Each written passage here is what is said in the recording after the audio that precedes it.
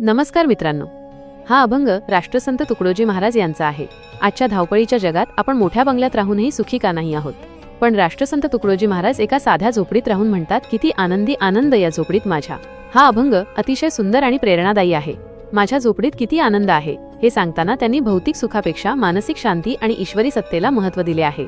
या अभंगात तुकडोजी महाराज झोपडी आणि राजवाडा यांची तुलना करतात। त्यांच्या मते राजवाड्यात भीती, चिंता आणि अहंकाराचा वास असतो, तर झोपडीत निसर्गाचे सानिध्य आणि ईश्वराचे प्रेम असते।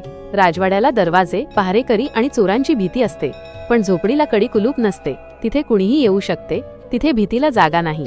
जमिनीवर झोपून आकाशातील ताऱ्यांकडे पाहण्याचे सुख कोणत्याही मखमली गादीवर मिळत नाही। झोपडीत राहणारा माणूस निसर्गाच्या आणि देवाच्या अधिक जवळ असतो, कारण तिथे दिखावा नसतो। माणसाचे सुख हे त्याच्या वस्तूंवर नाही, तर त्याच्या विचारांवर अवलंबून असते। साधे राहणीमान माणसाला तणावमुक्त करते। समानता। महाराजांच्या झोपडीत राजा आणि भिकारी दोघांनाही सारखेच स्थान आहे। हे विश्वबंधुत्वाचे प्रतीक आहे। समजा एखादा श्रीमंत व्यक्ती आपल्या 10व्या मजल्यावरील फ्लॅटमध्ये सीसीटीव्ही लावून अलार्म लावून झोपतो, तरी त्याला रात्री भीती वाटते की कुणी येईल का? पण एक शेतकरी किंवा कष्टकरी उघड्या माळावर शांत झोपतो। शांत झोप ही गादीवर नाही, तर मनाच्या शांततेवर अवलंबून असते। हेच तुकडोजी महाराजांना सांगायचे आहे की माझ्या झोपडीत चोरण्यासारखे काही नाही आणि गमावण्याची भीती नाही, म्हणून तिथे फक्त आनंद आहे।